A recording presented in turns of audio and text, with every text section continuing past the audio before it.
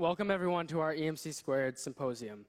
This is our third year of this. We do this every year at the end of our academic years. And this is a great opportunity for us to showcase the hard work that we've done over months of hard work and to really reflect on different elements of our projects, which are really so exciting and diverse. So I hope you guys enjoy tonight and get to see a lot of things that you may not have known before or learn something new.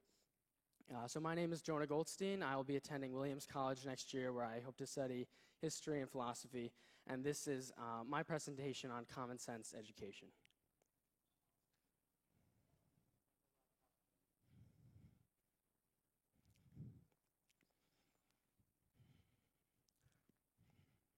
Just one moment.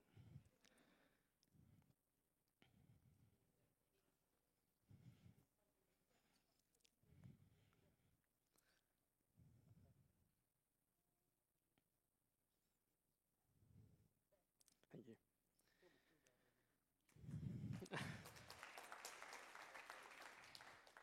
All right, so failure.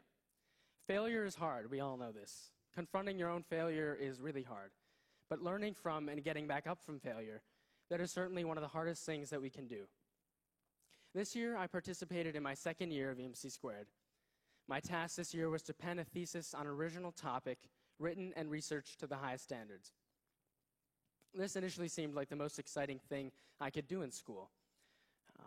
Given free or mostly free range to study any topic of my choosing, I was free to assemble a star committee of inspirational mentors to help guide me to my final product. Of course, I ended up choosing education to study, and I set out with a head full of ideas on the path to my thesis. Now, about 6 months ago, I submitted my thesis to my committee, and I've got to tell you, I felt completely drained. After a school year's worth of poring over studies and records and reports and toiling at my desk, rereading one sentence 20 times before rereading the next sentence, reviewing and defending all of my prose and my citations and my methods, I felt like I never wanted to open another book about education again. I certainly felt that I had not ended up finding success in achieving the thesis that I had first envisioned, let alone something that I could be proud of. For months, I had searched and scavenged the literature for the kind of research that I needed, often losing sight of what that research was for and what I was doing this for in the first place. After signing up in September, intending to write my own original and personal vision for what a better system of education might look like, I had become so lost in the No Child Left Behind data and the indices of adolescent anxiety and the indicators of student engagement in the classroom that I could not remember what it was all this research was for. It was certainly the opinion of my committee that I had gotten lost somewhere along the way. I had spent so much time walking among the trees that I had forgotten completely about the forest. I had failed. Now, how had I come to lose my way? It took me a while to confront this, but in the end, it was a simple reason. I was afraid. I was afraid of failing. I was afraid of not being perfect. I was afraid of disappointing my committee, of not impressing the people who were trying to help me with my work. I was afraid of failing, and that's what ended up happening. But, and I'm sure you knew there was a but coming, that was not all. Something that Dr. Wiles, one of the members of my committee, said at one of our earliest committee meetings has stuck with me and resonated particularly these last few months. It has always been my belief that a better system of education must rely on autodidactic learning or self-guided learning. So she drew a clever connection to my own thesis in saying, she said, Jonah, I feel like what you're doing with your thesis project is the perfect example of what you are proposing for education. In essence, she was saying that in, exploring and researching and writing my thesis on my own, I was living the kind of self-guided and self-motivated learning that I was propounding in my own thesis. I thought that was pretty cool. But the catch, of course, was that if I failed, what would that say for my vision of education at large? Okay. Horace Mann was one of the many antebellum American reformers who sought to improve 19th century American society for the better. In the mid-1800s, few Americans were properly educated. By institutionalizing compulsory public schooling, man sought to elevate the poor white working classes of the burgeoning Industrial Revolution to new heights. Educating all these millions of children, however, meant instilling certain values and skills, which he thought were best exemplified by the Prussian model of education that he had witnessed firsthand in Germany. Man sought to bring the ideas of order, discipline, routine, and punctuality to American children.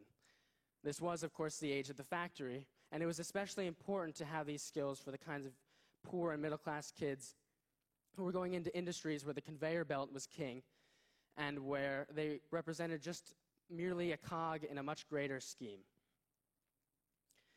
So this was what man attempted to do with his work. Students needed to learn these skills in order to succeed in schools at the time. So fast forward through the Civil War, Reconstruction, the growth of imperialism, the World Wars, the Civil Rights Movement, and America has become the most powerful nation in the world. We led our neighbors and our enemies in educational attainment for decades. But with the coming of the Cold War, we became fearful that we were being left behind.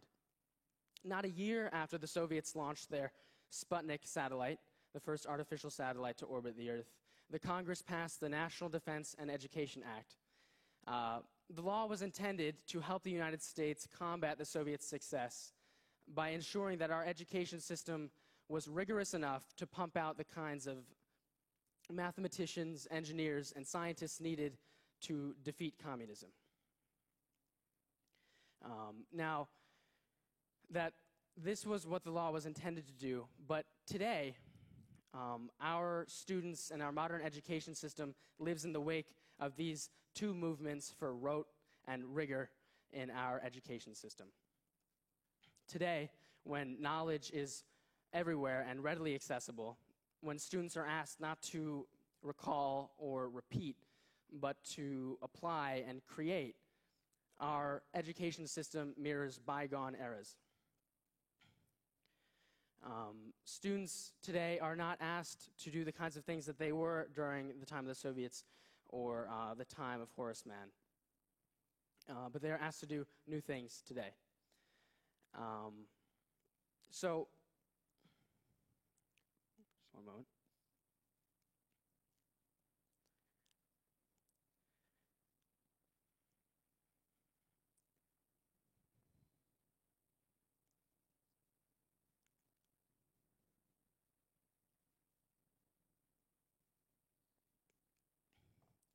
The clamor of our employers or our business communities or of disconcerted military recruiters or college professors should be loud enough to warn us that something is wrong in our education system. But the failure of so many high school graduates to achieve in their colleges and careers is not enough, clearly, for us to understand. And it is merely the tip of an iceberg that is hiding under our noses in our schools. Laden with hours of homework every night, some students often spend over 2 hours studying, which comprises a total of 10 plus hours working on schoolwork every night. No matter the hour of the day or what else a student may have wished to do with their time, they are reminded every day that the classroom knows best, that the classroom is more important than their own needs and their own desires. How can we judge then a student who grows to dislike or hate such a place as this? Students are laden also with the mountains of facts and concepts required by each subject. The curricula of the sciences or history or mathematics are constituted by long lists of information that do not reflect the kinds of skills that students expect to need today in their futures. The classroom offers students vast arrays of facts when they know that they need instead deep wells of understanding and skills. The sheer volume, however, of material covered in the classroom precludes any entertainment of the kind of deep, rich, and real learning that is demanded today. This kind of learning there's no time for in the classroom, let alone any need for, because there's no reward for it. Students are not rewarded for deep mastery. They are rewarded for good performance on a test or a quiz, after which they can safely drop their baggage accrued after a month or a week of studying at the carousel to be replaced by new baggage, new topics or concepts to be memorized for another assessment down the line. The classroom becomes the setting for a crushing numbers game, a race of short interval memorization and brief retention where substantive learning is wholly debased. Now, what kinds of skills are imparted by this classroom? Certainly not creativity, innovation, and independence. Those natural tendencies are shed in favor of the superficial, dependent, and rote skills required by our classrooms today. Students shed these in favor of these skills taught by the classroom, and it is a strange irony, a sad irony of this strange classroom, that for those students who do succeed in adapting to the ways of the classroom, they quickly learn upon graduation that their skills are not wanted any longer in the real world. And for those students who cannot succeed or will not succeed in the classroom, who do not have the resources to achieve in this strange classroom, they learn only that they can never succeed at any great level. They leave school thinking that they are not enough because they could not master the esoterica. They could not tolerate the grinding hours. They could not match the paces of their adaptive, high-achieving peers. Now, this story sounds dramatic because it is. 1 million children every year decide that they cannot persist in the system, and they drop out. Many more who do manage to graduate are little better off. We know that we must fix this education system, but how are we supposed to do it? I began this speech discussing a conclusion that I only recently came to, that being that my failure to succeed in writing the kind of thesis I had first envisioned was because of a fear of failure. It's interesting that dreading something so much can make it true, but in reckoning with my thesis over the past few weeks, I have come to notice that it's not only I who has encountered this kind of problem. In many of the studies that I had encountered, fear of failure was the common denominator for students feeling detached and disengaged from their classrooms. It should have, with all the grade point averages and college scholarship requirements and constant omnipresent exams, it should have been no surprise to me that with all these pressures, it would have been difficult for me to shake the kind of training imparted by the rest of my schooling, even in a class as free and independent as EMC squared. But this is where I realized what I had been missing this whole time. Excuse me. What I had failed to realize not only in my own journey with my thesis, but in my thinking about education at large. Trust. I had failed to trust in my own ability to succeed. I had focused on the research and the scholarship of others to the exclusion of my own experiences in school, some of which I've talked about today. I did not trust in my own voice and my own ability to write the thesis I had first envisioned, and that is why I failed. This is the same thing that we need in our education system today to succeed. It's a very simple solution. Our federal government and especially our state education agencies need to be able to trust in our local school districts to do the jobs that they were always intended to do. Now, this trust isn't just abstract. It means allowing for the loosing of some reins, loosing the reins of onerous and constant exams meant to measure student outcomes for every child, every year, and every subject. We're the only nation in the world that tests so often. Of course, our state education agencies and our federal government intend these just to measure, but they have so many other consequences that I've talked about. And by allowing the freedom to not take these exams, allowing our teachers to be able to teach in the way that they always knew they could, we would allow for those vast seas of knowledge, which are often no longer required in the world today, to be replaced by rich, deep lessons for our students. And it's not only our governments that must trust, it's also our teachers and our students. Our teachers in our schools must trust in our students to be able to achieve, even without some of the measurement that we have today. That trust means rethinking some of the homework assignments and some of the other educational institutions that we use to measure students every day, and trusting in their own self-guided abilities to learn. Now, I am proud to be able to continue my work today on the thesis that I first started in September, and I'm proud to do it in the company of so many great learners in EMC Squared. I hope that you will enjoy so many great lessons today from others who have trusted in their own voices and their own visions and their own experiences to learn. So, thank you.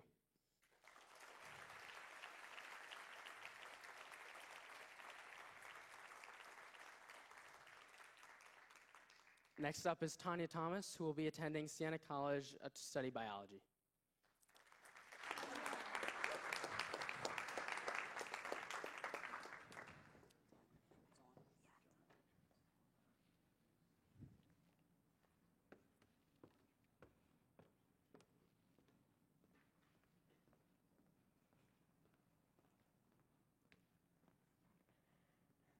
Thank you, Jonah.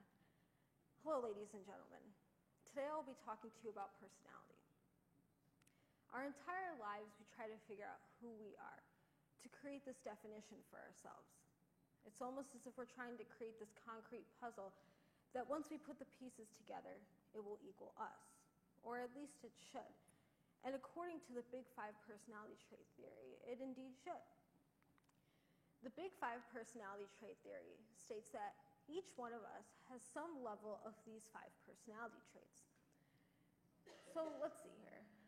Put together the pieces: creative, conscientious, introverted, agreeable, and slightly neurotic. And voila, it's me. But do we ever take a moment to step back and look at what makes us us? What I mean to say is, do we really understand one another?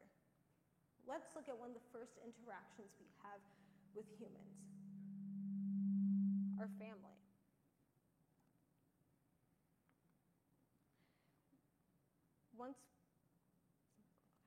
So, the moment we are born, we are immediately surrounded by our family. We're immediately surrounded by our family. Especially in our developmental years, we spend most of our time around these people, and we depend on them for almost all of our needs, especially our siblings. Due to birth order, we assume certain roles in our family. For example, a firstborn is usually the leader, while the youngest, I hate to say this, is just there.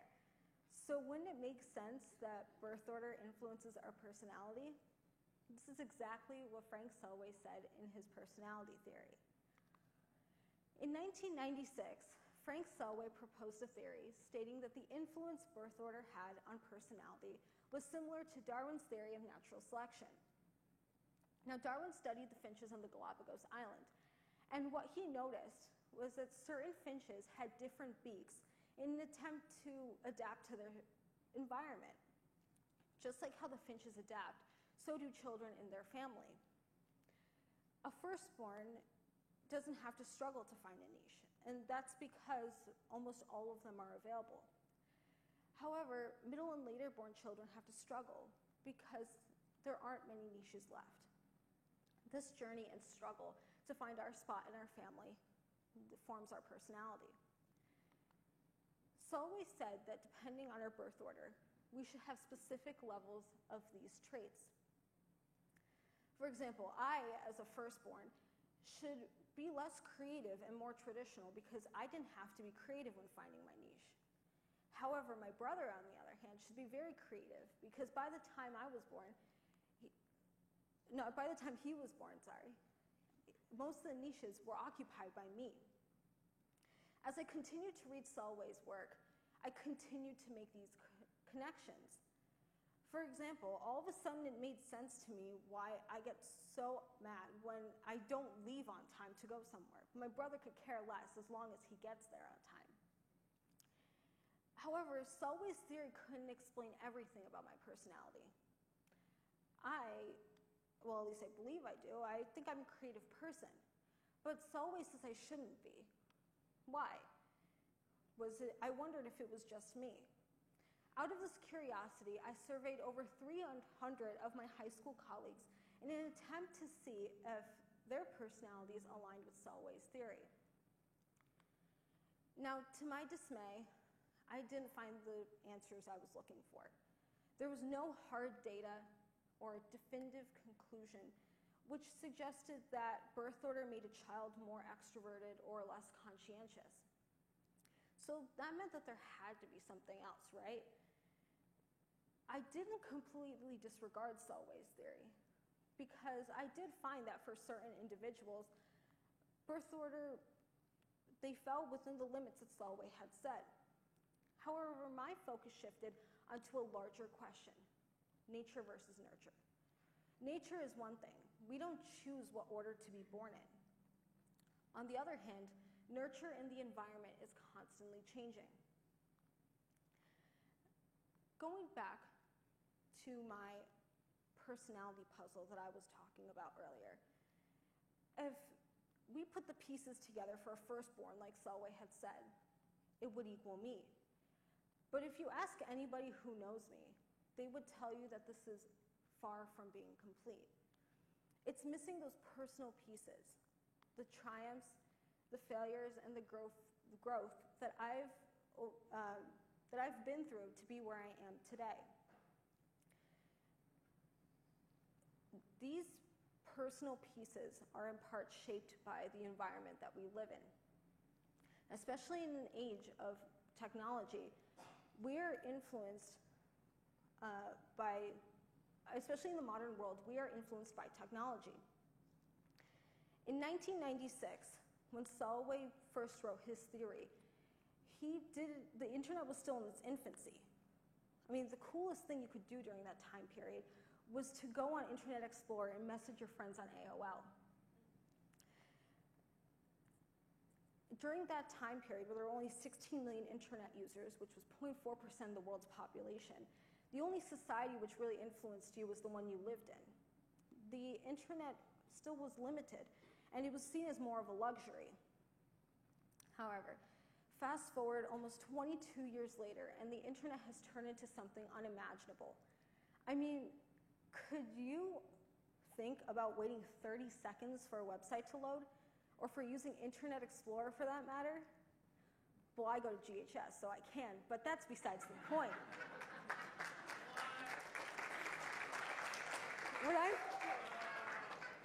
What I'm saying here today is that with just one click or one tap of a screen, we are instantly connected with those around the world. In fact, right now, there are 3.9 billion people on the internet and 3 billion people on social media. That's 3.9 billion people learning, searching, and discovering, and 3 billion people talking, messaging, liking, sharing, and advocating. Let's face it, 2018 is much different than 1996. But what does that have to do with personality?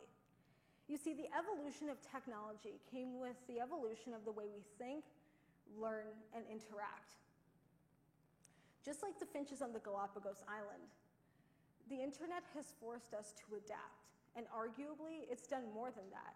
It's changed us. That's something that Selway failed to account for. Now, Selway focused on something we have no control over, our birth order. He focused on something that wouldn't evolve or change throughout time. In fact, in an interview, he said that environmental factors could influence our personality, but he never backed it up in any of his studies. It's important to acknowledge that with time, we change. And while our nature does influence who we are, so does the people we talk to, the world we live in, and the niches we fight for. And especially in the age of technology, it's almost as if it's less about the actual niches we carve in society or the people we talk to face, but the online manifestation of ourselves. It's the accumulation of the Selway, Big Five, and environmental puzzle pieces that make us us. But the fact is, do we really realize this? Do you know what makes you, you? I mean, really, think about it right now. Who are you? Thank you.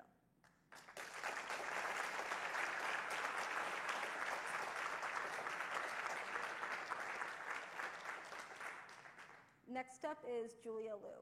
Julia will be going to UC Berkeley next year and studying business with a minor in computer science. Ladies and gentlemen, let's welcome Julia.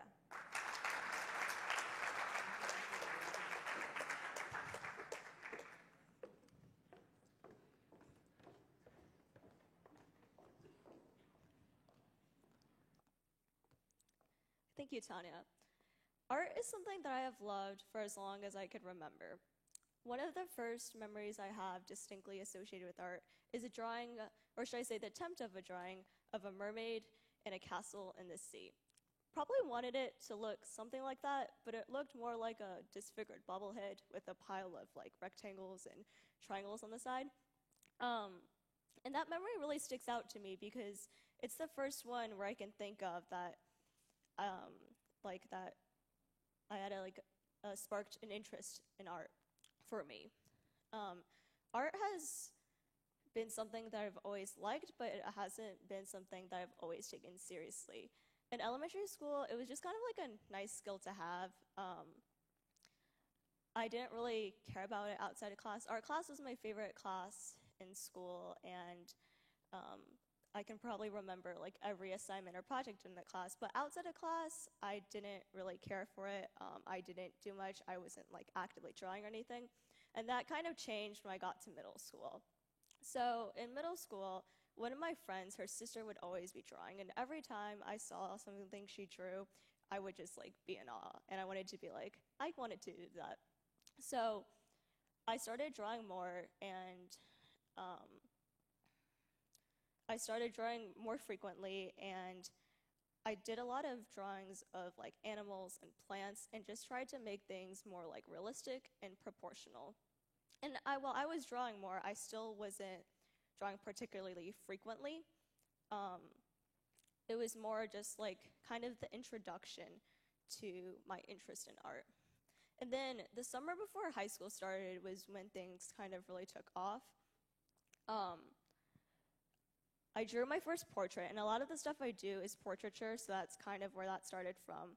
And I was constantly drawing, and each piece is basically kind of like experimenting and experimentation, since there's so many things you can do with subject matter and like what you physically like draw on like a sheet of paper or like a canvas. But in addition to that, there's also so many combinations of medium and style and technique that you can apply. So each time I was drawing something during that period, it was basically applying my skills to a new medium and trying a new combination of things. And that was like a really big period of growth for me in art, both like in terms of like technicality and creativity. And I would say that went up until the end of sophomore year. And so throughout this time, art has always been something that I've been naturally like inclined towards, and it hasn't felt forced or anything.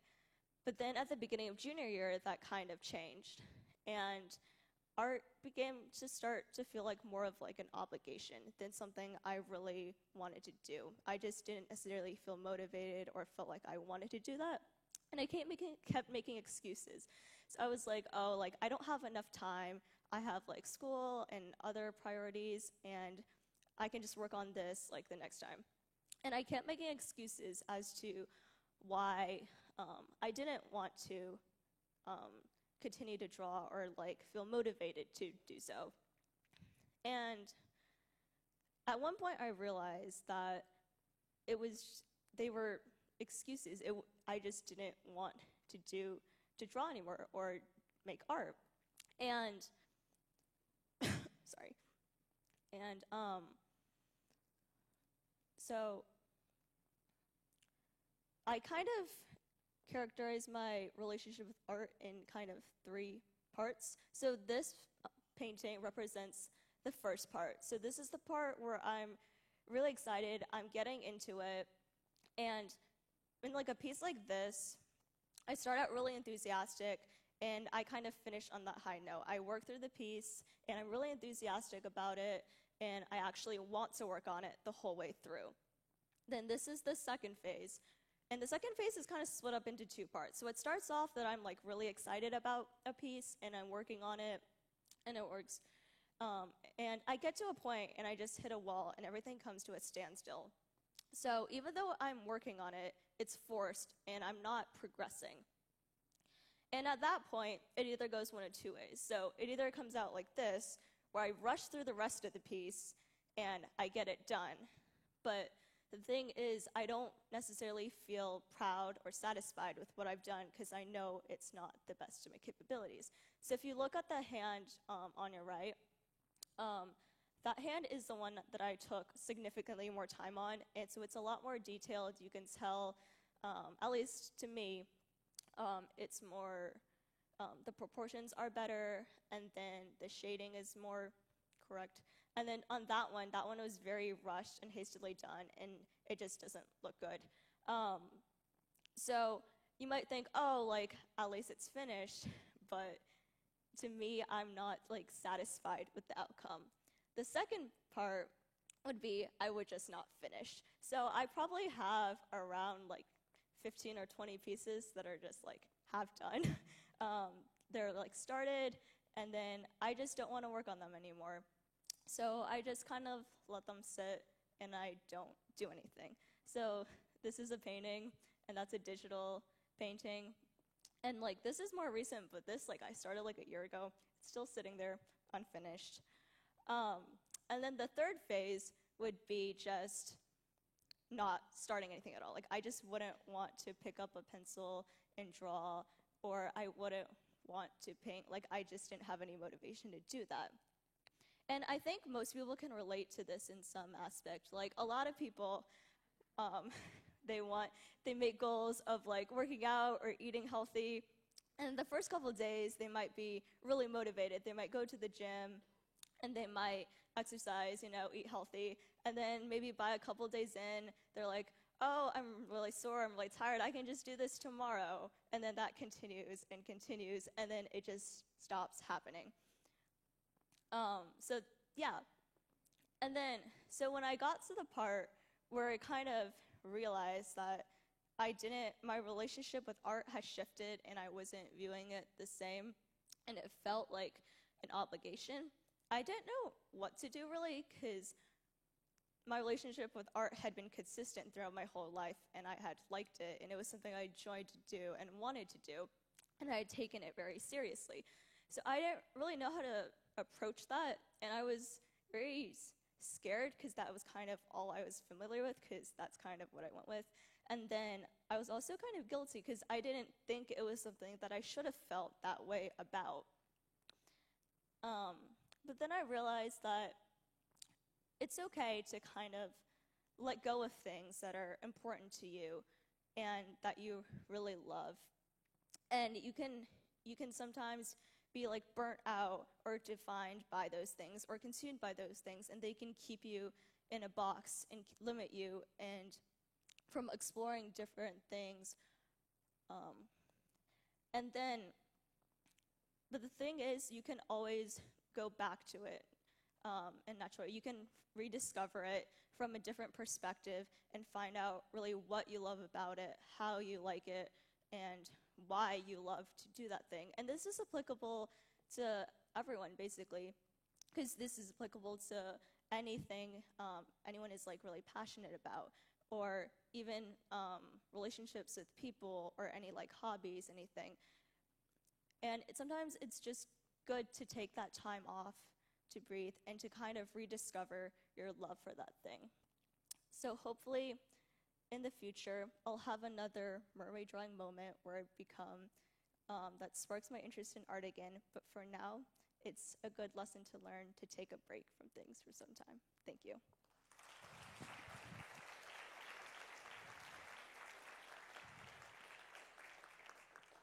Next up is Soma Suba. She's been studying dreams for 2 years at EMC, and she'll be going to Binghamton in the fall for biology.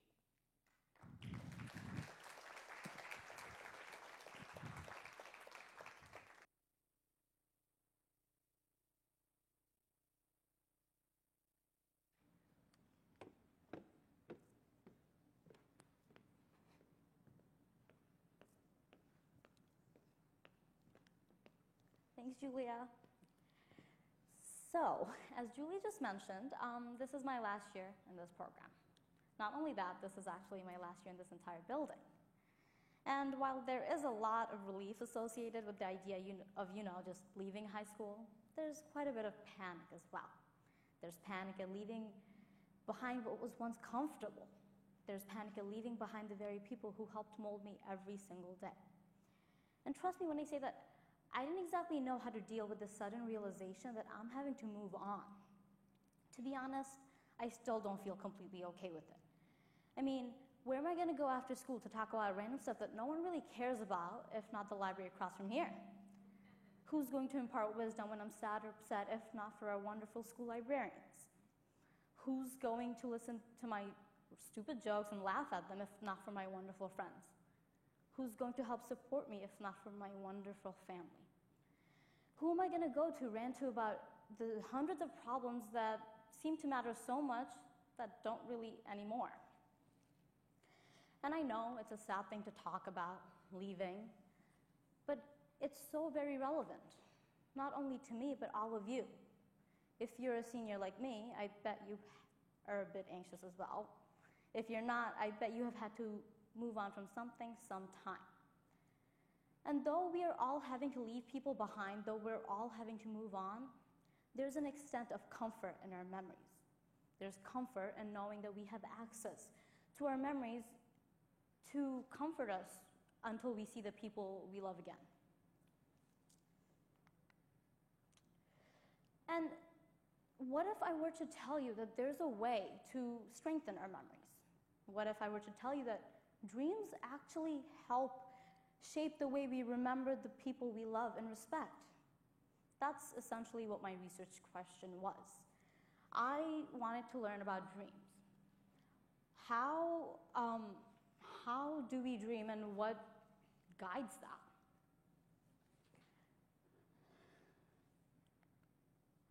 So every single dream you have ever had was jump-started by a single memory. There's a structure in our brain called the hippocampus. What the hippocampus does is it consolidates your memory as we're sleeping.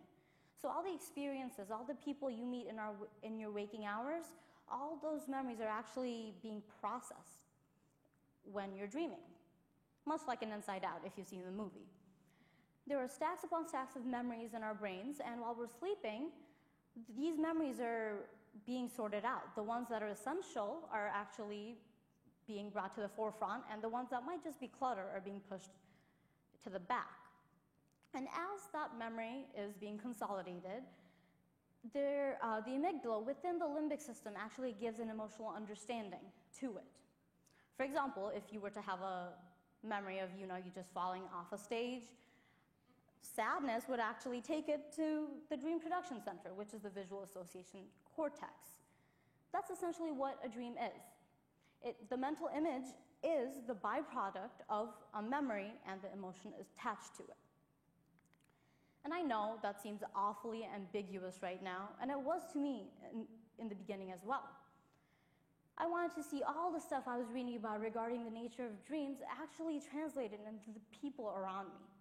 How are my peers dreaming, and how are their dreams affecting their waking hours? And in order to answer that question, I gathered a group of individuals. I required my group of people, friends, to journal their dreams. They were required to answer questions every day upon waking up and every night before going to bed. Some of you had to do that too. And it was a lot of personal information that I didn't really care to know, but in the end, it actually helped quite a bit. I learned so many more valuable information about not only the nature of dreams, but how we view each other, like humanity. People around us, how the value of people are actually being shaped by the memories. The collection of my dream journals actually concluded around the same time when the panic associated with, leaving arose. The idea kind of came that, I'm having to leave the home I created for 4 years of my life and leave and search for a new place to call home, that idea was kind of panicky, as you can probably imagine.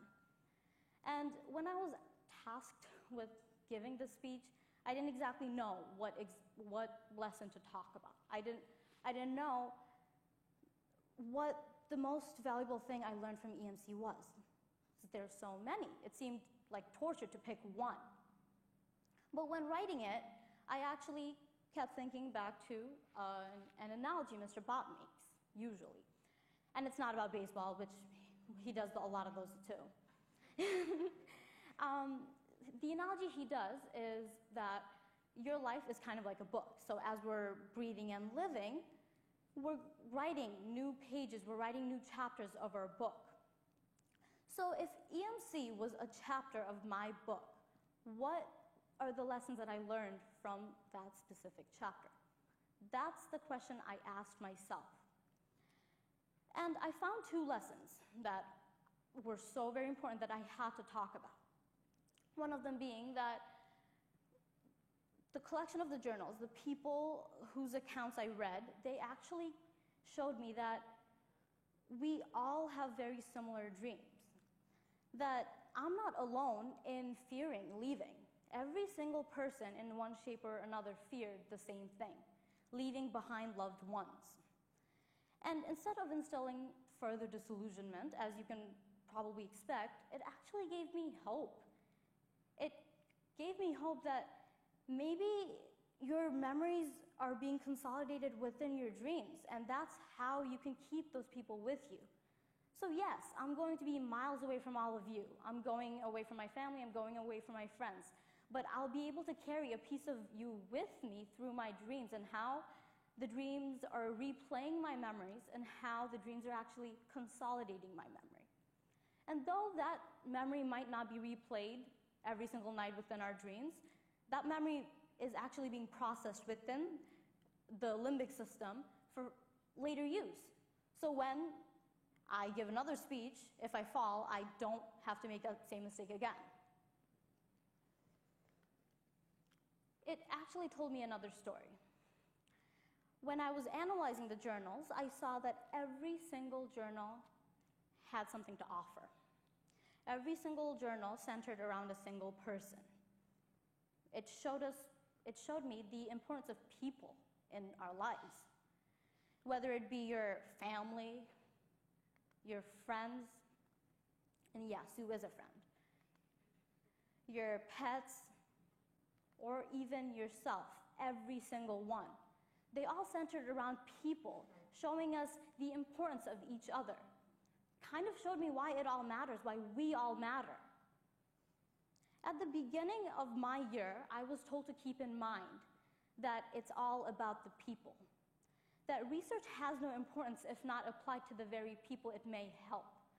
Well, at the conclusion of my research, kind of got the same thing of my own volition, that it is indeed all about the people. It's about the people in our dreams. It's about how they're trying to show us that through our interactions, we're trying to become better people. It's all about you guys. And I could stand here all day, trust me, all day, and talk about every single part of the brain and how it functions in dreams. I could stand here all day and talk about all the dream theorists out there.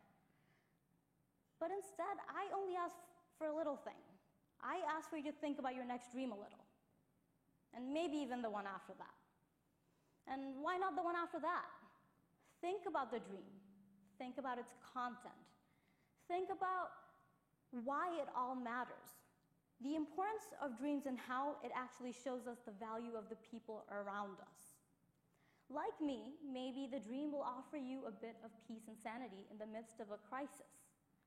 Like me, maybe it'll show you why it all matters, why every one of us are right here, right now. Like me, maybe it'll be the thing to connect you to home and the people you love. Thank you.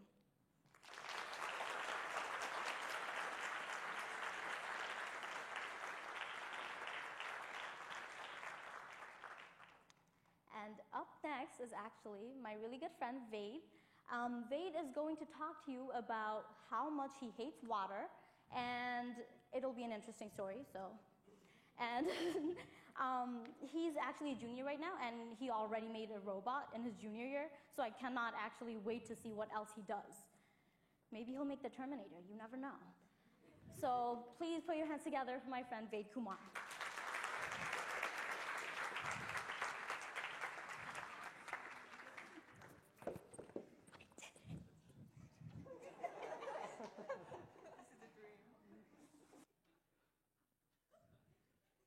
Good. All right, so let me start by taking you back to the summer of 2017. My family and I were on a vacation to Cancun.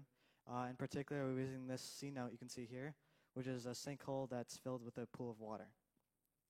Around me, tourists were jumping into the water, which could have provided a much-needed respite from the hot summer air. Unfortunately for me, I had a problem. I have a crippling fear of deep water. Logically, I knew that the life vest I was wearing and the hundreds of people already in the water gave me no good reason not to go in. Despite that, irrational fear left me wanting to do anything but go in. Irrational fear is something that all of us have to deal with. Maybe if it's not a fear of deep water, it's a fear of sharks, a fear of heights, a fear of public speaking. But tonight, I want to talk about fear of robots, because while many of you might see a robot as a threat, I would like to show why I think of robots as an opportunity for something truly amazing. Now, when I say the word robot, what comes to your mind? Maybe Terminator, Westworld, something like that. And the problem with that is this provides a distorted and fragmented view of what the reality of robotics is. Because in reality, robots look a lot more like that. Roomba is a vacuuming robot which is found in 20% of households across the entire planet. But somehow, when we think of robots, this isn't what comes to mind. Because robots aren't really these red-eyed, menacing humanoid machines, but in actuality, they're these helping robots which are designed just to make life easier. I have to admit that initially, my view of robotics was limited as well. And this really all changed when I started my project with Mandibles here. This is a robot that I made using a Lego Mindstorm kit, which is a Lego robotics building kit, and 2 webcams. My goal was to build and program a robot which uses these 2 webcams like human eyes and become capable of object detection as well as depth perception. As a result of the research I went through, I came into contact with a lot of articles and journals discussing growing fears of robotics as the field progressed. But in contrast to this, I also had various interviews with professionals in the field who saw robotics not as a field of danger, but as a field of opportunity. One of these people was John Lizzie, manager in robotics at GE, and one of the things he told me about was this theory called the 3Ds.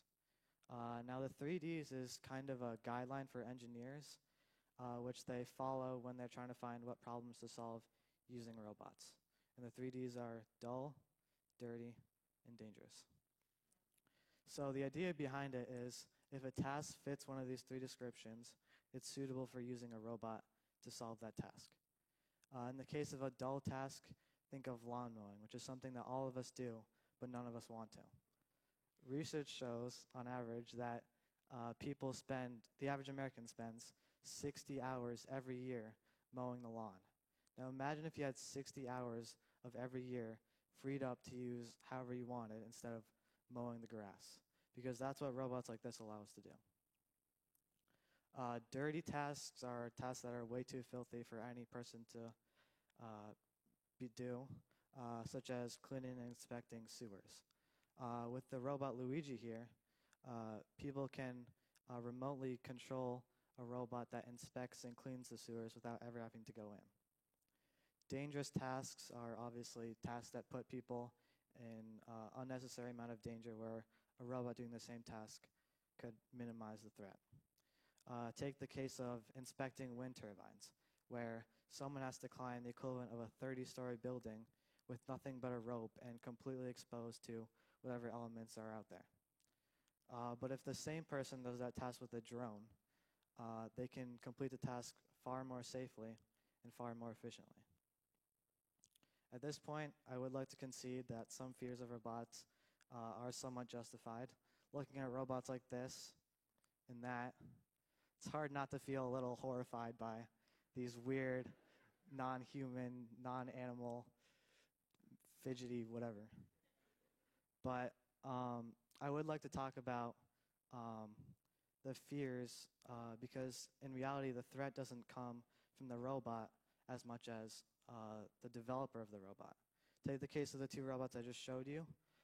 Boston Dynamics made both of those, and they're one of the leading developers of robotic technology.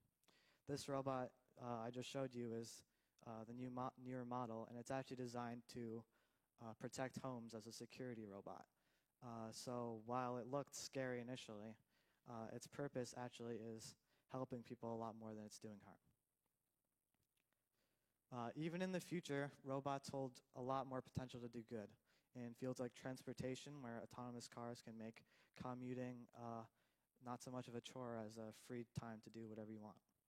In the military, where it's often thought that robots hold the potential only to put lives in danger, robots like Talon here actually make the military life safer by locating and detecting IEDs and landmines and making military personnel a lot safer. In health, robots like Libot here help the elderly and blind in navigation and avoiding obstacles to make their lives a lot easier as well. Going back to the C-Note story I started with, I'm proud to say that I did finally go into that water. Looking back, it's hard to believe that I almost let those irrational fears rob me of such an opportunity, which honestly became a highlight of my experience. I took the plunge, and in the end I found that whatever perceived fears I had going in were completely outmatched by the positive outcome that came as a result. And I think the same goes for robotics. If we're willing to take the plunge and see where this field can take us, I think we'll all find that whatever fears we had going in will be negated by how much good this field can do. Thank you.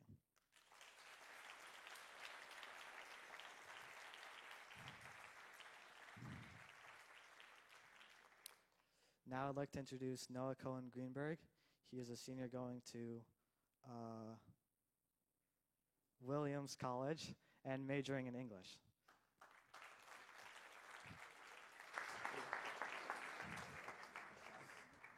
Good luck. Need this? Yeah, it's a call. Hey guys, up front, I just want to say, Mom, I forgot to iron my shirt. I am so sorry. All right, it's just kind of weird being the guy giving the speech. I sort of feel like a Jewish Steve Jobs right now.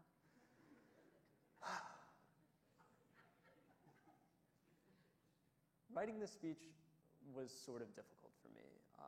First of all, I had to decide what to say, and also there were all these requirements. Like, I wasn't allowed to use more than 5 slides on a PowerPoint, which is actually really difficult because each slide has to be so meticulously thought out in its meaning, and every single slide has to be really important on its own.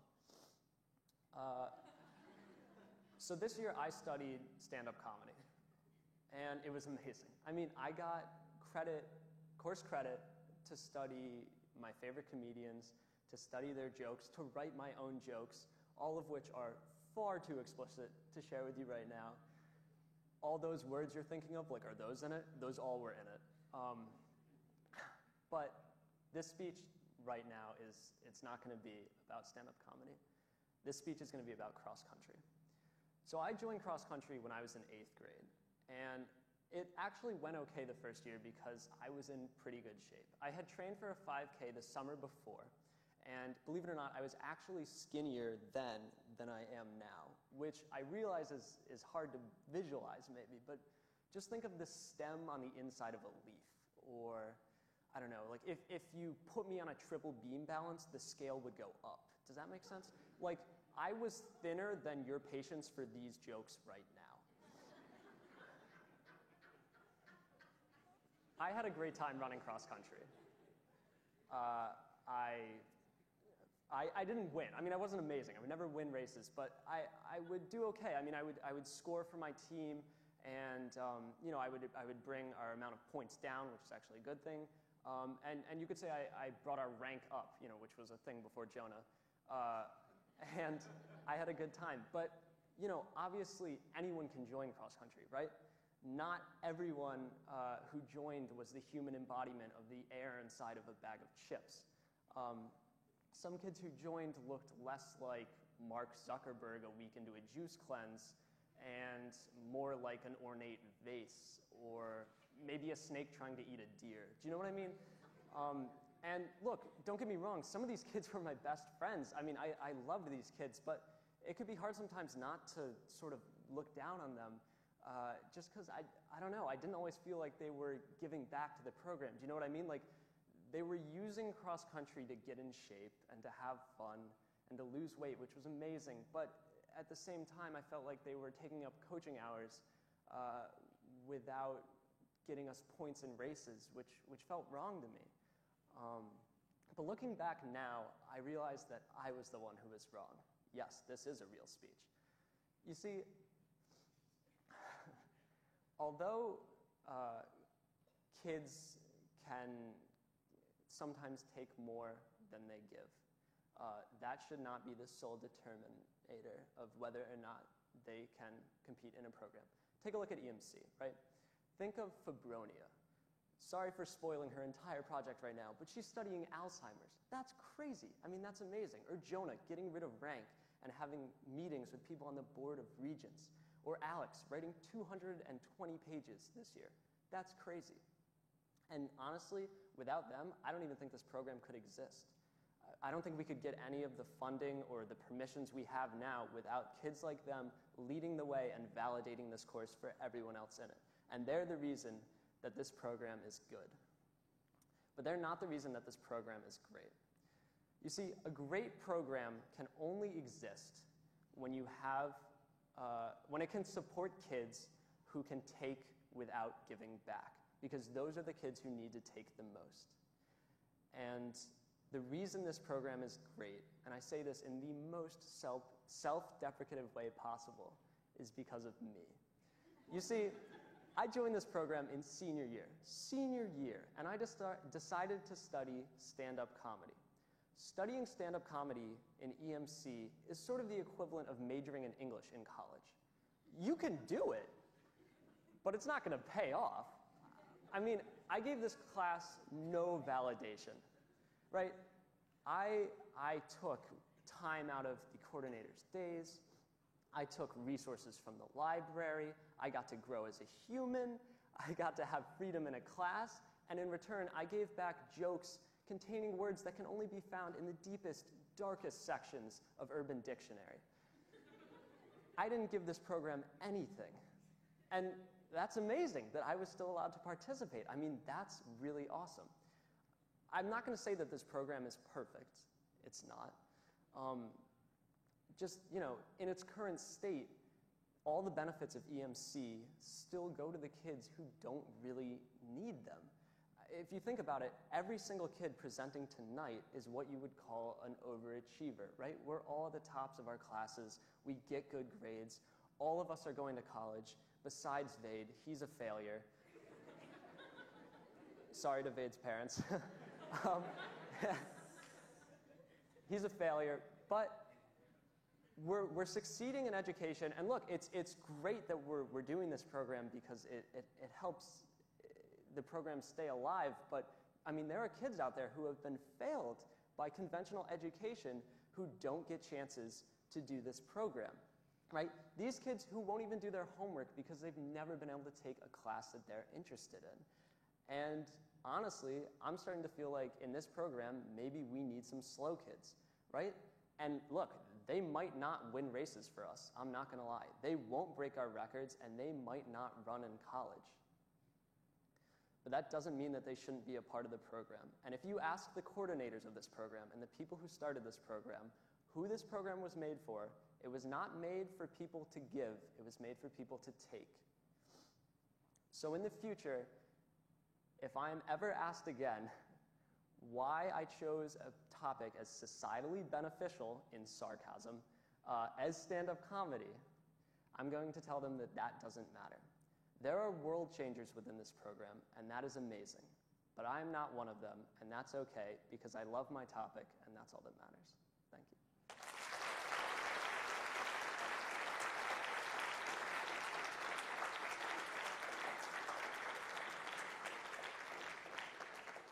So up next, we actually have an intermission. Exciting. 10 minutes, cookies and punch outside. See you back afterwards.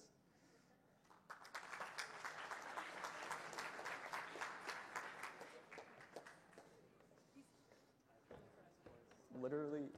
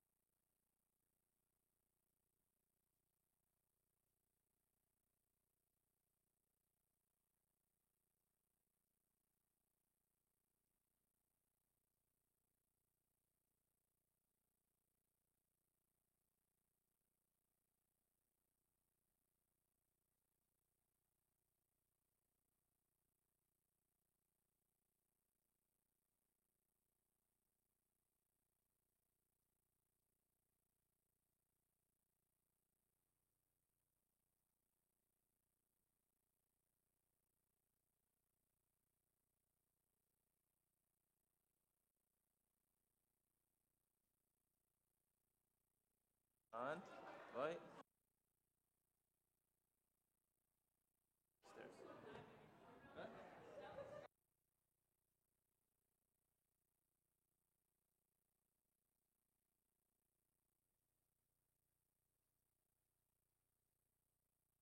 All right.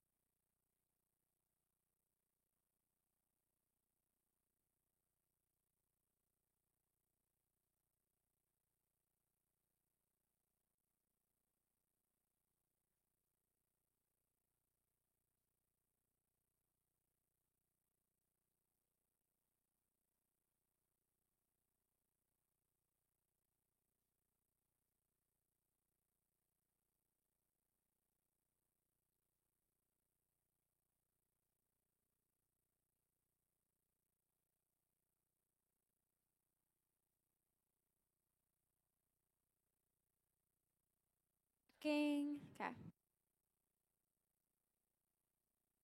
Checking, checking. Oh, it actually works.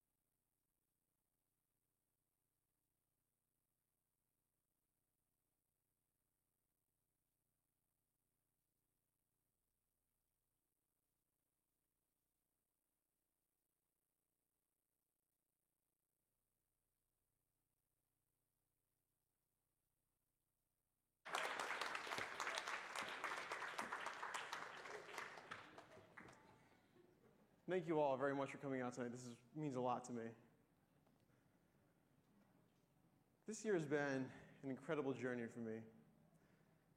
think I've always known that I was an atheist, but it was only last year that this really started to become a bigger part of my identity as a person. And it was last year that I started to read many books by atheists who were very critical towards religion.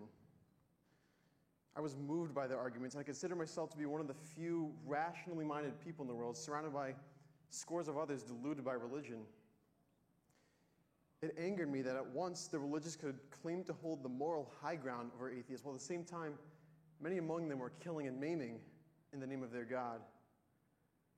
Atheism to me seemed like this golden light of reasonability because no one had ever killed in the name of atheism, and because atheism didn't uphold any ridiculous stories as truth. But over the course of the past several months, I've come to realize that atheism isn't good in and of itself. Now, just because it lacked some of religion's faults didn't mean it was automatically better. I've come to realize that I lost the central element that provides meaning to any idea. People. Because it is people that truly matter. And it means nothing to argue for atheism as an idea if it doesn't improve the lives of actual people. It took time for me to accept that I had been a bit presumptuous and perhaps even arrogant in defending atheism and attacking religion. And realizing that it's you, me, and everybody else that truly matters, not just our ideas about what God is what has made me a humanist first and an atheist second.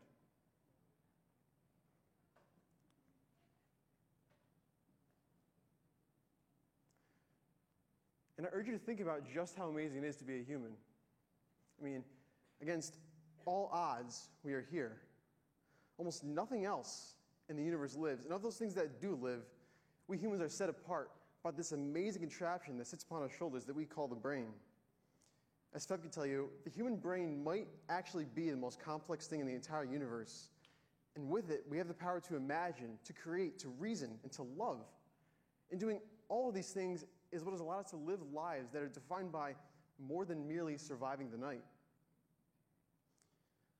And I've thought a lot about this amazing gift, and I thought even more about how we can make the best use of it. We're out to survive and to find comfort, just like all other life that exists. And it's not enough to merely argue for a lack of belief like I know with atheism. I've moved between many questions this year, but the one that has become most pressing to me is how we can create a world in which the greatest number of humans thrive at the highest levels possible. And unlike many, perhaps most questions, this one does not have an answer. And in fact, knowing that it cannot possibly have an answer is what makes it truly important. You see, we humans, we live in a world of perpetual change. All of the universe around us, the environment, the people, and even our own ideas are in constant flux, and we are perpetually faced with new and different problems. And as creatures out of the products of evolution, it's within our nature to want to resist this change and find that comfort wherever we can. I mean, this is what all life seems to be doing, isn't it? Adapt to its changing and chaotic environment, or else its genes just won't make it on to the next generation. I think that it's true that on some level, we're all struggling to figure out how to make sense of a very confusing life. And the frustrating part of it is that one solution to our problems rarely stays perfect forever. You know, we're prone to think of things as black and white, as either totally right or totally wrong. We like to imagine that the answers to our problems are obvious. You know, you hear people say things like, of course, abortion is wrong, and surely guns should be illegal.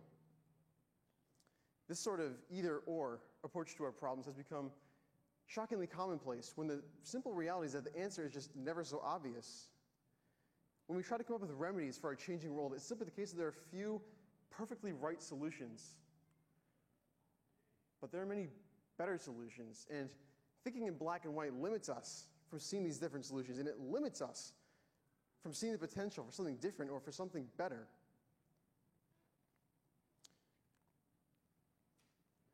There's one instance of this black and white, one-size-fits-all approach to our problems that has become of particular interest to me this year, and that is religion.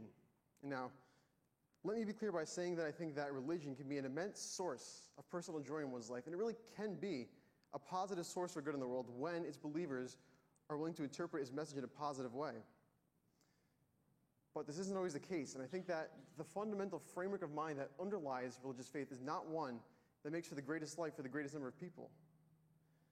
Because in religion, there more or less is one right way, and that is to say that there is one set of beliefs, practices, and ideas that are supposedly above all others, and that by having faith in these ideas, one stands to gain a reward. Now, faith may be held as a virtue by some, but I would argue for the contrary. If to mention nothing else, the fact that the rewards of religion are not of this world is a very dangerous idea. And it's worth remembering that it's impossible for every religion's idea of the afterlife to be correct. You know, the Hindus, the Jews, the Muslims, and the Christians, they can't all have it right. And belief is such an all-encompassing notion of paradise can motivate extreme and irrational action. You know, people are moved to do horrendous acts of violence in the name of religion all the time. And this is something that should deeply disturb us. But my concerns about religion cut much deeper than this. Because in religion, the framework of mind is one that is fundamentally resistant to the change that we know defines all of our lives. We're told we must have faith in Scripture, and that we must unthinkingly obey God, His prophets, or the figures of religious authority among us. There's little room for new perspectives or new approaches, because to question the status quo is seen as heretical. And if you do, not only could you be punished in this life, but you could be punished forever in the next. You know, someone like Martin Luther created a war when he dared to challenge the powers that be and give his own view on how they were doing things incorrectly. It shouldn't be like this. We must create a society in which that flame of free thinking is kindled rather than squashed by one group of people with one idea of how it all ought to be. Like I said, it's not merely enough to argue against religion. No, something has to take its place, something that can harness the potential within humans to make all of our lives better. And what I see as more promising than religion in this domain is human reason. Now, reason is a tricky concept, but I think it's defined by a few key things. I think it's a mindset in which we are very sensitive to the arrival of new evidence. I think it's a mindset in which we are willing to make arguments for our beliefs and opinions. And I think it's a mindset in which, most of all, we're willing to change our minds based on the arrival of new evidence or better arguments, even on the most fundamental of questions. The highest good in reason is a more accurate understanding of the universe and a more formidable approach towards it, rather than holding ancient scripture or illusory gods above all else. Different views are the cornerstone of a reasonable perspective because they challenge our old assumptions and they force us to rethink things. And that rethinking is what ultimately paves the way for progress. It is reason, not religion, that we have to thank for the comfort, the technology, the information, and the knowledge that is so ubiquitous today. And today, we can do something like ride around in cars because our ancestors accepted that the horse wasn't the one and only way, and that the horse didn't have to be worshipped unflinchingly like a god. And they're willing to use their reason to try and develop a different and better approach. Reason is fundamentally set apart from religion by the fact that it embraces change in the unknown instead of trying to reject it. We can accept that we don't know things and that we may not be right, but that this is okay because we have the potential to get things more right. You know, we can accept that we don't know things and that getting things right is not the only goal. Our goal should be to find ways to tangibly improve the one life that we know we all share, this one short life, instead of clinging on to hopes that there's a better one to come. Religion, unlike reason, is fundamentally a limit on creativity because it tries to tell us that the perfect solution to all of our problems has already been found and that we can be satisfied with what we already have. But this human mind is extraordinary and it deserves no such limits. I say let us dare to believe in new ideas and new creations. Let us dare to put our faith into our fellow man who has so transformed our world.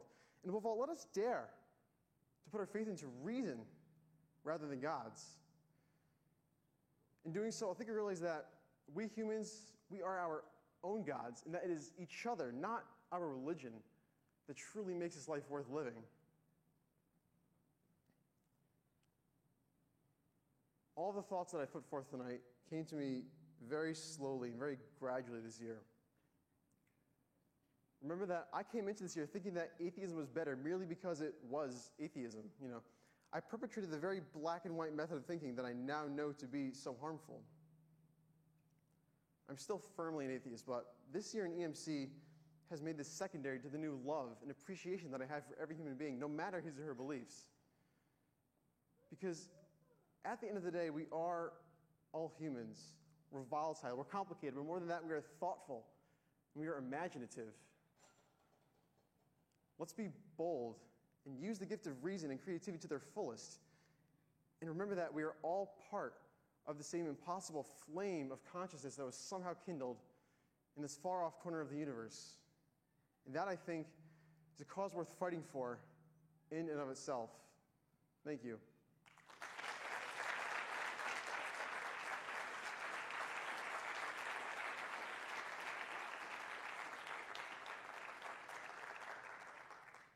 Next up, we have Llewellyn. She's become a good friend of mine this year. She's been doing her project on immigration. She'll be attending the University of Maine in the fall for international relations and mathematics. Thank you.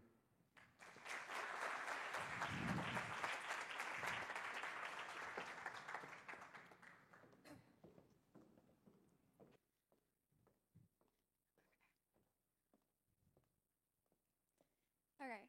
Good evening. My name is Llewellyn Searing, and the title of my project this year is A Place Where Everyone Belongs, a Home. So I would like to talk about the word our.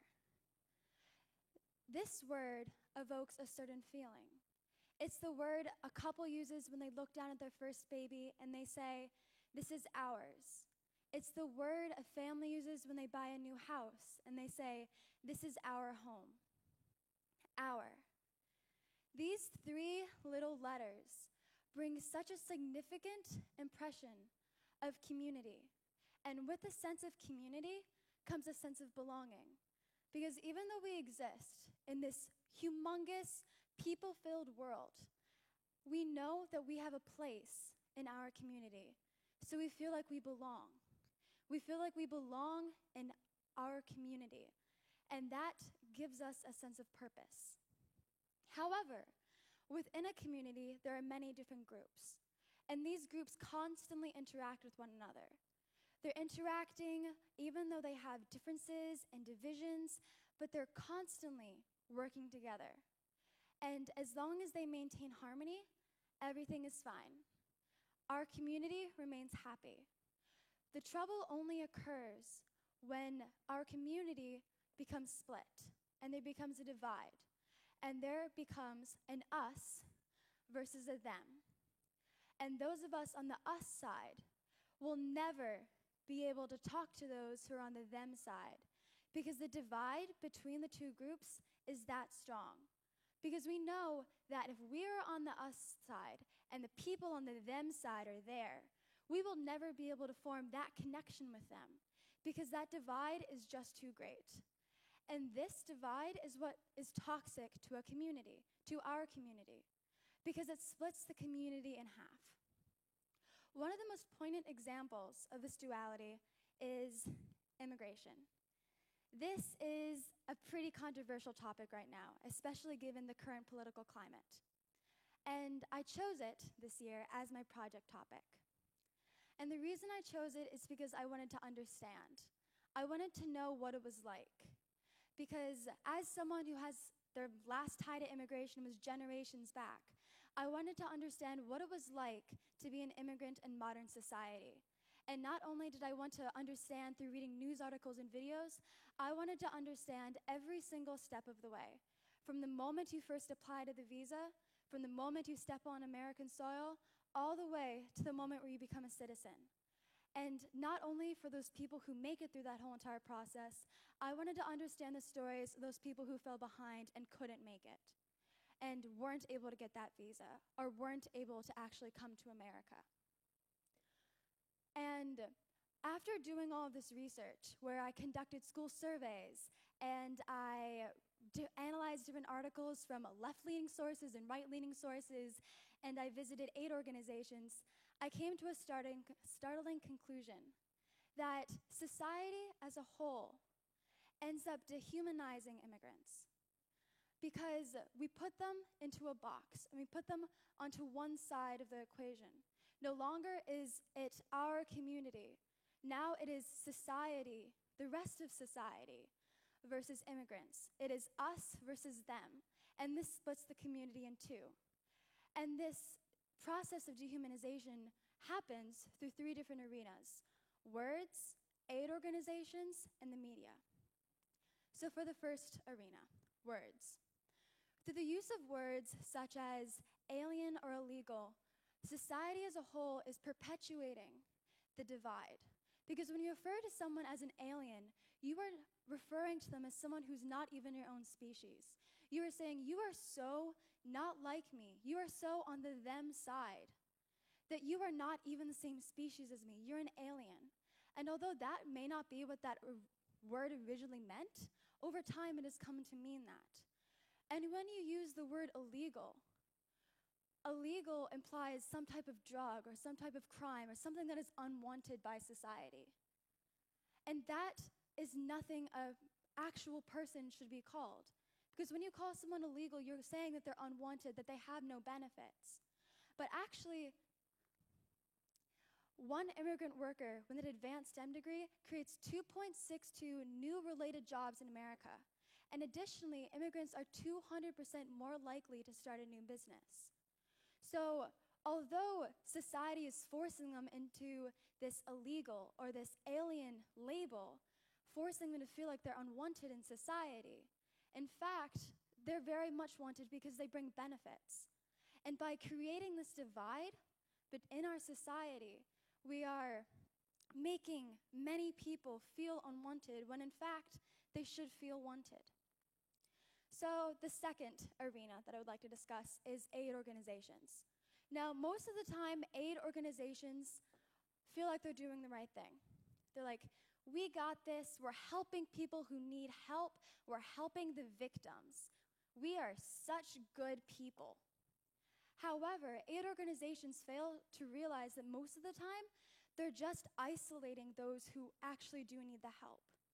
Instead of saying, you are in our community and we will help you, it's, here is my community and we are going to help you. And they put all of these people into this box. And by pushing them into this box, the people in the society are pushing them further and further away from what our community is supposed to stand for. So I first became aware of this difference when I read an article in the Washington Post, and it was the story of a woman named Rosa. Rosa is an undocumented immigrant in America, and as everyone knows, ICE officials are ramping up their arrests. So she decided that the best thing to do would be to take sanctuary in a church, because ICE officials are not allowed to arrest people in churches. So she went into this church, and she applied, and the church took a vote and said, we are so happy to do this for you. We're like so excited, we got this, we took a vote, we're gonna be good people, we're gonna make the news, this is awesome. And she's like, yes, this is safe for me. So she gets a room in the church, and for the first week, it's okay. She's happy. But then as weeks drag on into months, and months drag on into years, she's still in that room in the church. And every single aspect of her day is planned out for her. She has yoga sessions at 12, tamale making sessions at 2. She has a group counseling session at 4. But at no point did anyone ever ask her, are you okay? How do you feel? What do you miss? Do you feel lonely?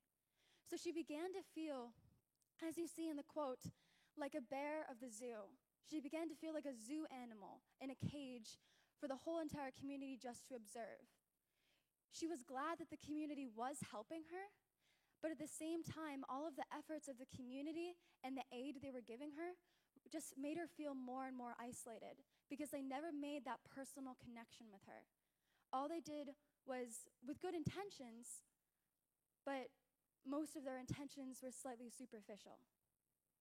So that brings me to my third aspect, media. The media tends to make most statistics very easy for us to comprehend.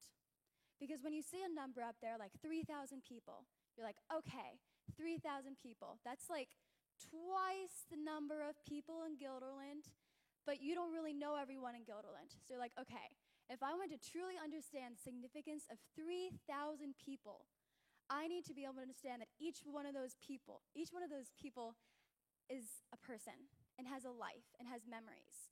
So I would say, okay, let's say I have 10 friends. 10 friends, and then multiply that times 300. And maybe then I'll be able to comprehend how many people are affected when you say 3,000 people. Because although the media does this for the ease of the public, because the public, they don't have time to delve into the stories of every single person up there. They only have time to flash a simple statistic. But what we're missing is that every single one of those people has a story. One of those people might be a mother, might be a father, might be a son, a brother, a sibling, a sister, an aunt, a cousin. Every single one of those people that is in that 3,000 is a person and has memories and is an actual human life. And through the media just using statistics and numbers, we are dehumanizing. Society as a whole is dehumanizing the people that they're talking about, because then the rest of society, the public, only sees those people as numbers. They don't see the relationships behind those numbers. So I said I visited some 8 organizations when I first started my speech. And out of all of them, I found that one of them kind of hit the nail on the head. The reason why those 3 arenas end up dehumanizing is because they fail to make personal connections. And those personal connections are what lead to more empathy, are what lead to stronger connections at a higher level, and would eventually lead to someone including someone else in their community. For example, if I met someone who I thought was very different than me, and if I only talked to them for 30 seconds, I'd be like, okay, I don't really know you, I can't really form any connection with you. But if I talked to them for an hour, if I knew them for a year, then I could discover, oh, she's an older sister like I am. She likes mathematics like I do. And I could start forming all of these connections. And it is at that point where you form those connections that you're truly able to develop empathy for the other person. And one of the local organizations, UNHCR, that local branch in Albany, always succeeds in doing this. They don't partner up, they don't rotate through volunteers with the family.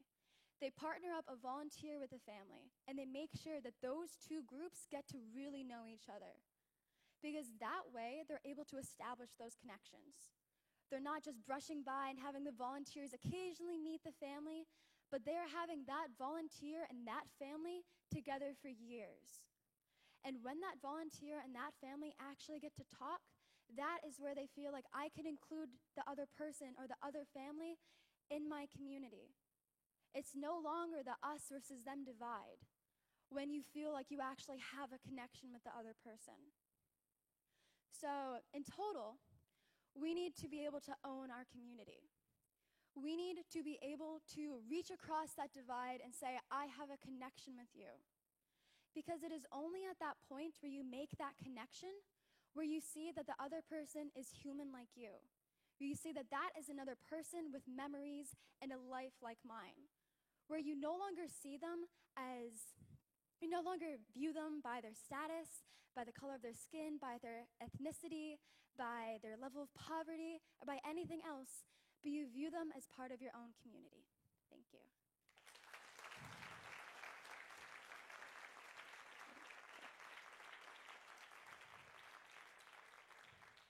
All right, so coming up next is my dear friend and beloved January Day partner, Tima Iqbal.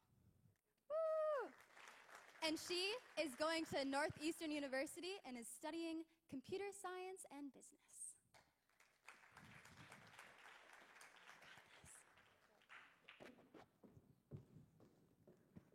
Hello, everybody. First of all, I'd like to make another mic check. How's my hair? Good? All right, okay. So speaking of vapidness, Instagram. So who here has an Instagram? I'm going to be asking a lot of questions. Who here has an Instagram? Yeah? Raise those hands. Yeah, woo! Technology. All right. Here's the thing about Instagram. I hated it. Here's why I hated it.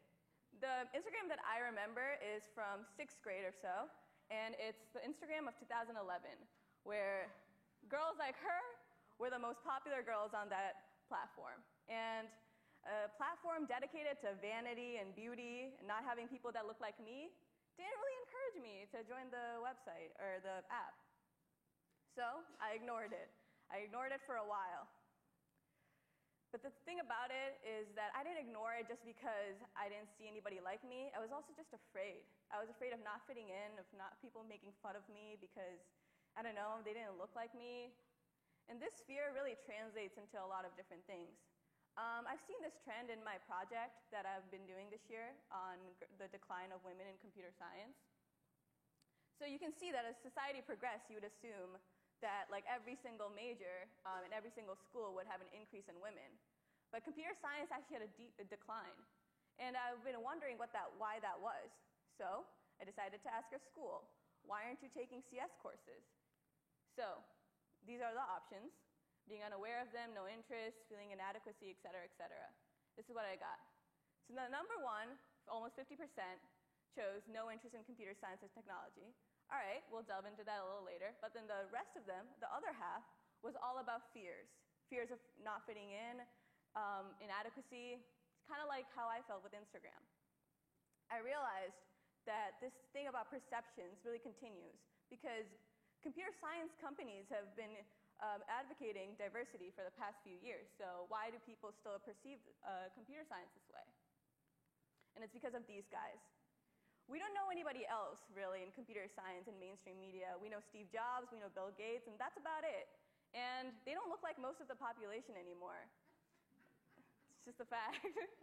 They don't look like our school anymore. And if these are the pioneers, if these are the faces of computer science, I wouldn't be surprised why girls who look like me aren't going into computer science. Nobody knows Ada Lovelace or Dorothy Vaughan or even Marissa Mayer. Perception is very important to our society. Perception changes our demographics. It changes how we view other people. It changes how we view fields. And a field like computer science, where they need more people every single day, they need women. But here's the thing. Trying new things, not super great. Sometimes it can work out really well, and sometimes it can kind of be iffy. So I tried EMC this year, and not super, super great. So one of the main things we had to do was keep journals. And as you can see, I stopped doing that about December 15th. And if anybody's good at math, that's a very long time ago. So not super good at that. So I had to figure out, what can I do? What can I do to make a place for myself? And instead of trying to continue with the journals that I wasn't really having fun with, I chose to instead talk to people, talk to kids specifically, because I'm not very good at big words, but I'm good at talking to kids. So I went to elementary schools to kind of change their perceptions early of computer science, to show them somebody like me, somebody who is actually a real face in computer science. I'll be majoring in computer science and business next year. I will be in this field. And I tried to teach them how to code video games using graphic user interface and JavaScript. And they got it, and they got it really quick. Girls especially who were never even considering this were more excited than ever. And they were teaching other kids how to code. What does this mean? This means that we can change perceptions. I still had that same perception about the 2011 Instagram for a while. But those can be changed, especially if you start early with education and letting them try new things. That's what's important, at least letting them try. Here's the thing. I was very confused about where I was going this entire, I want to say, lifetime. So, this year I actually finally realized what I want to do and where I'm going to go. I just knew that I was good at computer science, and I just knew that I was good at physics, so that's where I wanted to go. I wanted to do research because that's what I assumed that I was good at. Turns out, as you can see by my journals, not super great. But you know what I really like doing? Talking to people. So I chose to actually change my major to computer science and business, and I've never been happier in my entire life because I'm excited to do new small projects and talk to people and go out and go to different places, et cetera, just new opportunities, and learn new things about them and myself. And I have the same message for you guys. Try to learn new things. Listen. It'll be coming up. Listen. My perception of Instagram actually changed recently because I realized the same perceptions that I was holding against Instagram were very similar to the ones that girls were holding against computer science. So I realized that I was being a hypocrite. So I actually made an Instagram a few months ago, and I met a lot of cool people that I'm actually going to be spending the next 4 years of my life with. So if you guys want to follow me on Instagram. Thank you.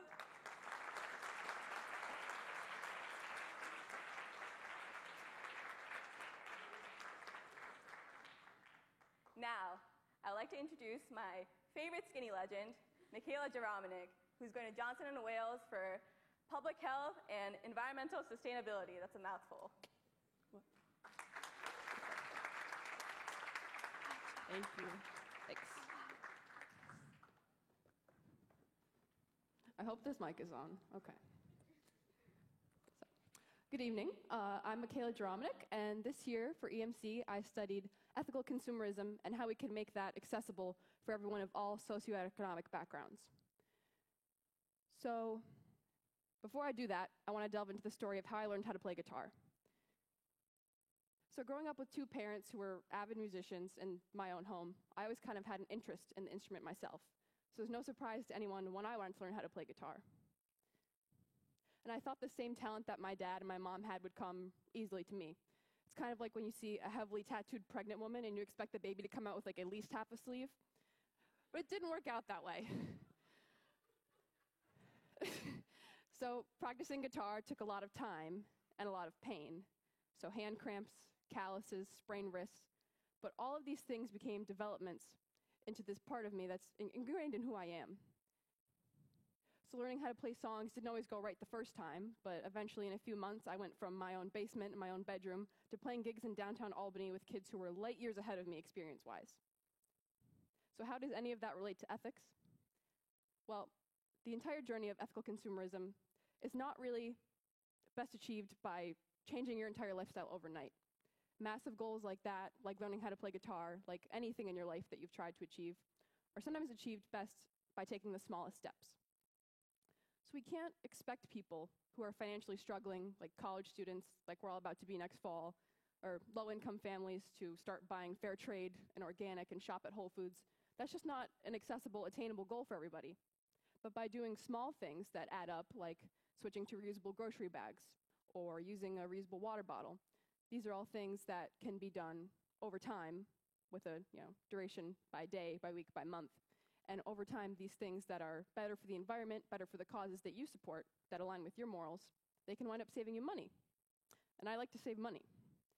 So that led to my final project for EMC, which is my conscious budget guide. And it's called No Harm Done. It's for the conscious consumer on a budget. And in this guide are 3 questions. And this is how I developed my own moral code formula, because it's not fair to say that everyone's going to have the same environmental concerns or the same concerns about animals. You have to make it accessible for everyone. So, the first question, does buying this have a negative impact on my cause? So everyone's got a cause, whether it's the environment, animals, people. So for this one, I think of SeaWorld. If you really like whales, you don't want to financially support a company that's going to keep them in captivity. So naturally, you're not going to go to SeaWorld. So you have the power to vote with your dollar. And every time you buy something, you should just ask yourself, am I casting my vote for the kind of world that I want to live in? Is my dollar causing me grief? Is it causing, my cause to suffer? And the second question, does prolonged use of this have a negative impact on my cause? So as Tima mentioned, I'm again a minor in environmental sustainability. And because environmental causes are near and dear to my heart, I'll just use that as an example. So when I think of this question, I think of single-use plastic water bottles. And I know that they're convenient in, a time stretch, soccer moms of the world unite, but they're not the best for the environment. So say a plastic water bottle costs about $1, and a reusable stainless steel one from Target is about $7.99. Well, by buying that one that may be, more expensive on, instant, but it'll pay for itself in about a week in the time that those single-use plastic water bottles would add up. And that reusable one can be reused, which is the key, and it contributes less waste to the environment. So prolonged use of that does not have a negative impact on my cause. And you can apply that to most things in your life. And my third question, can this be disposed of without a negative impact on my cause? So ideally, most of the things in your life are going to be zero waste. These are things that consider an apple. You can eat the apple. You can plant the seeds. The rest of it's biodegradable. It doesn't leave any trace behind. But that's not always possible, because as consumers, we have things like plastic, cardboard, all these things, packaging, sometimes excessive packaging, but they're ingrained in our lives as consumers.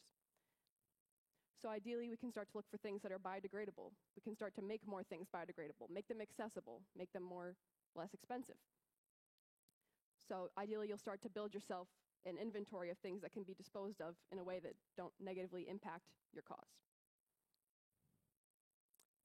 So how does any of that tie back to guitar and ethics? Well, both of these journeys were not something that's there's no real end goal for me. It's just a general direction that I keep myself on. It's like a path. And these things they're not achieved overnight. I didn't go vegan overnight. I didn't stop using plastic overnight. I still use plastic sometimes, and even though it sounds hypocritical, I'm working on getting better at it. And that's what all of us can do. We can take those small steps by day, by week, by month, whatever our budget allows. These are things that can add up over time. And that's really what it's all about. We have these massive goals, and we want to achieve them. We want to go to college. We want to pay off those debt. Well, you have to just take it day by day. So these are things that over time, you can achieve those massive goals in those small, small steps. So I'll leave you with this. It's not about the speed that you walk the path on or how high-tech or expensive the gear you walk it with is. It's just about staying on that path. Thank you.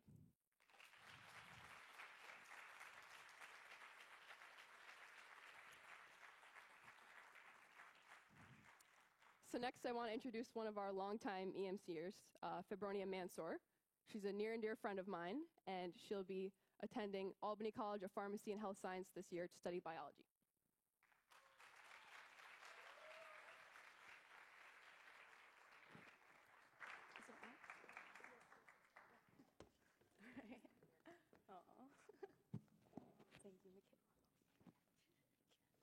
Thank you, Michaela.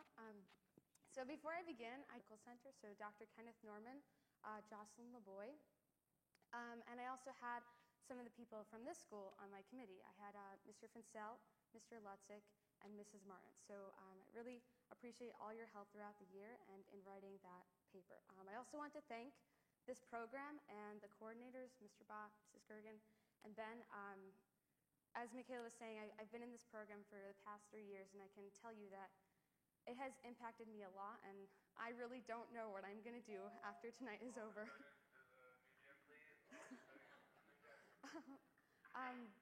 And also thank you to my classmates. They've really inspired me throughout the year. They've given me a cause worth fighting for throughout this whole 9 months of research and questioning, and probably some of the hardest work that we've all done. So please, a big round of applause for all of these people.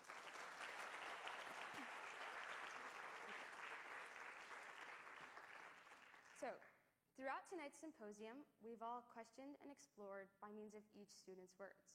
We've evaluated education with Jonah, and we've been urged to consider how our surroundings affect our personalities by Tanya. Julia guided us through the ever-changing path of self-discovery, and we grasped a better understanding of our memories and experiences with Silma. We challenged our fears with Vade. We were brought to genuine laughter with, not at, Noah. Afterwards, at Alex's prodding, you ventured inside yourselves and wondered about the currents of change. Then, by Llewellyn's insistence, you took a long look at the way words classify people, and why that's not all there is to an entire human being. Beyond such, Tima brought to light our individuality. We're not all the same, and that's not a bad thing. And finally, through Michaela's words, we realized that because we are individuals, we can each bring about a better world through a unique set of actions. Every student brought to this stage by a demanding year, in some cases two, of research diligence and the strongest of perseverance has given us a sample of themselves. We've not only understood what each project is about, but also how each person changed, the lessons they learned, and the incredible progress they've made. To be honest, preparing this speech for tonight was probably one of the most daunting tasks I've been given. Saying goodbye to this community of thinkers, these passionate people, and this monumental class is truly unthinkable, even though the time has most certainly come. The first question I asked was, what sample of myself do I want to share with all of you? This was a little difficult to answer because while my classmates were off exploring these wonderful things about human beings, I was in a lab looking through a microscope and exploring things about a species of worms called C. elegans. I chose to focus my efforts upon a specific type of cell in the nervous system called glial cells. These cells play an important role in the worm's immune defenses, and I studied their morphology in the hopes that I could better understand the pathways of neurodegeneration. And while I could have planned to stand here and talk to you about my dearest worm friends and this beloved experiment until I turned blue in the face, something told me I should close the evening with ideas that perhaps offered a little more conjecture and application in the life of a human being. And thus ensued my frantic process of trying to dress these nematodes in a human costume and hoping no one noticed the difference. Although C. elegans are small and transparent, and the microscope certainly hurt my eyes after a while, peering through an almost literal window of the microscopic world taught me quite a bit about our own world, the human-sized one. In the realm of biological research, we don't simply use C. elegans to write textbooks about the phylum Nematoda. That would be far too boring. We use C. elegans, known as model systems, among other smaller organisms, to give us hints and clues about how larger versions of life operate. And it's true, I was only half joking earlier. For some time this year, I really struggled with the perceived lack of humanity and importance that appear on the surface of C. elegans research. But the reality is that we do, and we really should notice the difference between a worm and a human being. At the same time, though, that simplicity shouldn't blind us from finding value in things that are small. At the end of the day, some parts of the reality that we live in are too complex, almost too real, and we can't always grasp a complete understanding of them. And I know I shouldn't place upon you guys my own practice of ignoring problems and hoping they solve themselves. I think there's some true weight to taking a step back and pulling things apart, descending to the fundamental roots of the problem and understanding it from a simpler perspective. For the past 2 years, the problem I chose to study was Alzheimer's disease. Initially, I spent a lot of time learning about the wonders of the brain and the most dazzling of processes occurring right inside our heads, most of which I couldn't even begin to fathom because I was continually in awe. Even learning about the most basic communication between two singular neurons left my mouth agape and my heart aflutter. But then I learned about Alzheimer's disease and the startling manner by which a human brain can degenerate into nothing. People's memories, their personalities, their lives are snatched away from them. And the world of science, the most brilliant researchers, the billions of dollars in funding, still don't know why. It seemed, at least at this point, that neuroscience had failed me, that there was no hope, because maybe the brain isn't all it's cracked up to be. But this notion that all hope is lost, although it may cross our minds every now and then, should never get the last word. Whether you are comforted by faith, by family and friends, or even by a pint of ice cream, I think we can all speak to the idea that although hope does not solve everything, can't bring back dead neurons or lost memories, it can give us the courage to move forward. Because hope is not so concerned with the reality of a terrible now, but one of a better future. And so tonight, ladies and gentlemen, I present to you a source of hope that, although transparent and microscopic, has truly brought to life the saying, "Not all heroes wear capes." Although you may have never heard of them until tonight, C. elegans have never ceased to move our knowledge of human biology forward. Now, as I continue to share, just as my classmates did, a sample of myself, a part that grew to find value in the small, I invite you to consider the following. At their core, C. elegans, other model systems, an architectural prototype, are they all not samplings of the real thing? Are they all not samplings with limitations? The truth is they are, but they're also samplings with possibilities of discovery and curiosity that far outweigh the reality they distill. At this point in time, in 2018, science has attained heights that were truly unimaginable just 5 short years ago. But even the most naive of us cannot confidently say we have achieved all that is out there. Even science, believe it or not, with those endless databases and the heavy textbooks, is nothing more than a mere sampling of knowledge. I don't mean to belittle any monumental innovations or groundbreaking discoveries, but I sincerely hope to share with you perhaps one of the most important lessons I've taken away from this year.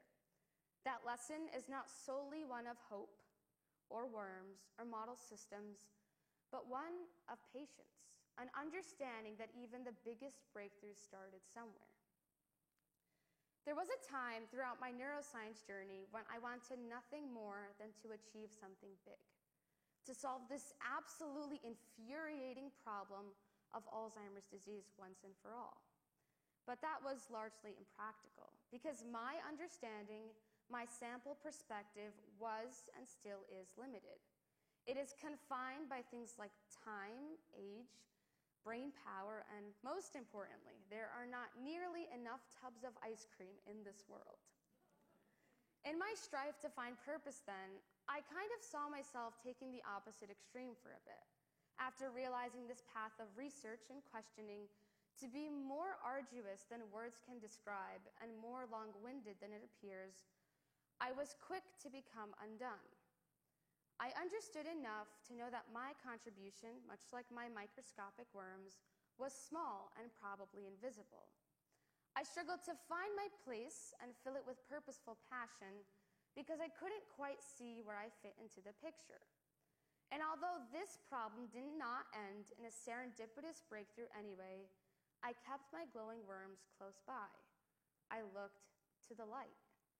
It was in the process of doing so that I realized I'm not wrong because we are small. When you consider the 7.6 billion people out there, the grand scheme of things, I, as one human being, am truly nothing more than a speck of dust. But that does not and should never mean I can't make my speck of dust shine bright. Our role, our position, and our legacy is what we make of it. It is not simply by definition of size or prescribed significance that we impact people. Rather, as we build our lives, choosing to act this way or that, we build our influence. Take, for example, C. elegans. Without intentional use, they're just dumb worms that live in rotting soil. But look at them now. Even in my simple experiment conducted by a mere high schooler from Smallbany, New York, they are working to stop the devastation of Alzheimer's disease. I challenge you, take a look at that and tell me that entire human beings made of miraculous cells and organs and tissues with these grand abilities to think, discover, and invent have less significance than a microscopic worm. Well, the disappointing truth is that C. elegans alone won't be able to cure Alzheimer's disease, and even the most amazing parts of science won't be enough to solve all the problems in society. Never forget that hope exists and hope persists. And so if you have nothing else to grab a hold of in this world, let that fact, that presence of hope, warm your heart. Thank you.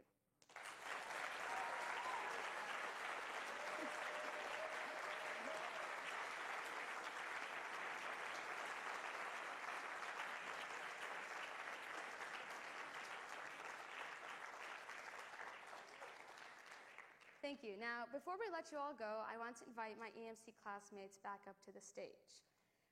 So a couple weeks ago, while I was preparing for this speech, I kind of, in a moment of frustration, I kind of threatened the coordinators and I told them I'm going to go completely off script and I'm just going to go off on a tangent about worms and nobody's going to know what I'm talking about. And that's kind of what I'm going to do now, because the three people who are coming up to the stage right there have been the biggest and best sources of empowerment and encouragement that you guys could even imagine. So if I can find it, on behalf of the EMC class of 2018, we have these flowers and cards to recognize all of your efforts and all of the immense work that you have done for us. Thank you so much. There's a card there.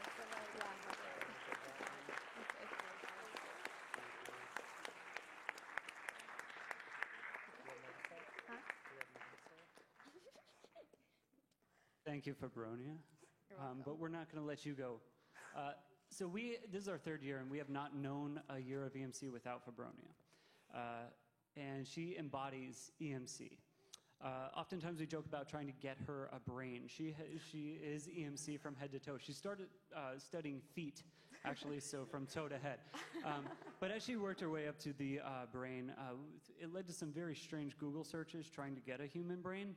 But a 3D printer did the job. And on behalf of all of us here, this is an award for you, Fabronia Mansour. It is the Fabronia Mansour Award that anybody taking EMC is eligible to get, because you just rocked it, kid. Well done.